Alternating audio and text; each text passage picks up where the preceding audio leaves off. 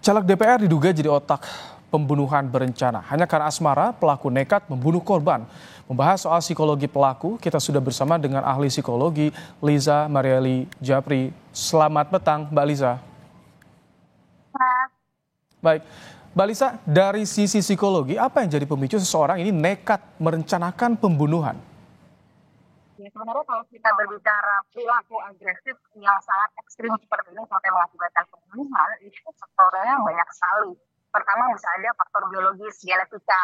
Apakah memang secara biologis dan genetika dia ada keturunan yang juga melakukan perilaku kekerasan. Kemudian apakah secara hormon, neurotransmitter ada yang tidak balance. Kemudian juga amigdalanya, bagian otak yang mengatur emosi itu tidak bisa dikelola, diregulasi dengan baik, sehingga bagian otak yang mengatur logika dan analisa itu mati istilahnya, tidak berjalan. Kemudian ada faktor psikologis juga. Apakah memang ada trauma-trauma masa lalu? Apakah kemudian bisa saja dia juga pernah mengalami kasus kekerasan seperti itu sehingga ada marah tersendiri yang kemudian harus dilampiaskan. Ada juga yang namanya sosioekonomik, bagaimana kehidupan sosial ekonominya dia, kemudian juga environmentnya, lingkungannya, ada pengaruh-pengaruh seperti itu, ada terlibat juga berpengaruh. Mungkin dari kecil katakan mereka terbiasa untuk mendapatkan apa yang mereka mau, dan kalau nggak dapat pakai kekerasan aja, akhirnya dapat. Nah itu sesuatu yang terus berulang hingga dengan saat ini, termasuk tentu saja exposure berita berkaitan dengan kekerasan yang sering kali tanpa kita sadari itu mempengaruhi mereka yang secara psikologis lemah dan kemudian terpengaruh untuk melakukan hal yang sama. Oke, Mbak Liza, ini kan otak pelakunya caleg DPR, Mbak, bukan main-main. Tentu dia secara psikologi bisa dibilang matang dan siap mengabdi pada masyarakat, tapi ternyata melakukan hal yang nekat. Bagaimana Anda sebagai ahli psikologi melihat hal yang seperti ini terjadi, Mbak? Sebenarnya kalau kita berbicara seseorang dengan posisi seperti caleg DPR ya, ini kan tidak menjamin bahwa dia sehat secara mental, itu satu.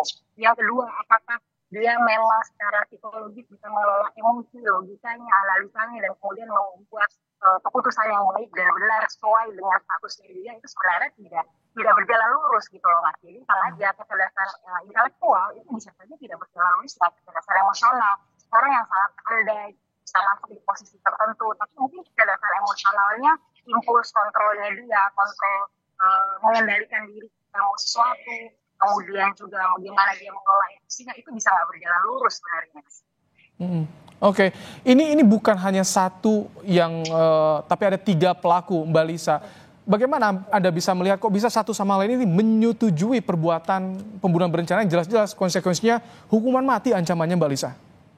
Ya, saya rasa ini ada faktor pasti berbeda-beda ya kalau saya ya. Mungkin eksekutor itu kalau ngomongin uang, berarti kan ada sosial ekonomi dia yang mungkin sekali uang tersebut sehingga daripada berjuang untuk menghasilkan bekerja dengan baik dan benar, tapi nyari jalan pintar. Kemudian yang dua pakat pelakunya juga merasa mungkin tertolak dan pengen balik lagi, terus daripada mendiskusikan yang baik-baik, ambil jalan pintas juga. Begitu pula dengan pelaku yang satu lagi gitu kan, yang mantan pacarnya tersebut. Jadi kalau saya rasa, salah satu yang kalau kita mau cari benang merahnya adalah mereka sama-sama mencari jalan pintas dalam satu kondisi.